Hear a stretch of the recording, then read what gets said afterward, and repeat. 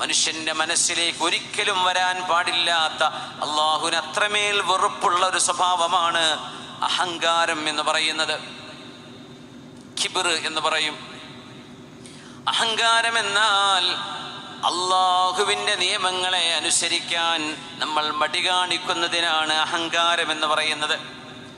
അള്ളാഹുവിൻ്റെ നിയമങ്ങൾക്ക് അനുസരണ ചെയ്യാതിരിക്കാൻ കാരണങ്ങൾ കണ്ടെത്തി ഒഴിഞ്ഞു മാറുന്നതിനാണ് കിബ്ർ എന്ന് പറയുന്നത്. സത്യം സത്യമായി ബോധിച്ചിട്ടും അത് സ്വീകരിക്കാതിരിക്കുന്നതിനാണ് കിബ്ർ എന്ന് പറയുന്നത്. തെളിവുകൾ മുമ്പിൽ നിരത്തി കൊടുക്കുമ്പോൾ, രേഖകൾ സമർപ്പിച്ചു കൊടുക്കുമ്പോൾ അത് ഞാൻ അംഗീകരിക്കില്ല എന്ന് പറയുന്നതിനെയാണ് കിബ്ർ എന്ന് പറയുന്നത്.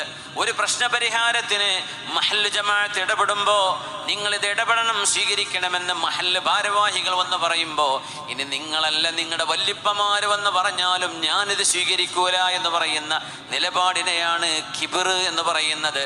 മൻ കാന ഫീ ഖൽബി ഹബ്ബതു ഖർദലിൻ മിൻ കിബ്രിൻ, കിബ്ർ ഒരു കടുകുമണിയുടെ അത്ര.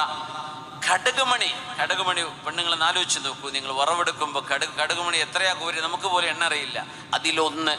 ആ ഒരു കടുകുമണിയുടെ അത്ര അഹങ്കാരം ഖൽബിലുണ്ടെങ്കിൽ അവർക്ക് സ്വർഗം കിട്ടില്ല എന്ന് പറഞ്ഞത് നബിയുനാ റസൂലുള്ളാഹി സ്വല്ലല്ലാഹു അലൈഹി വസല്ലം.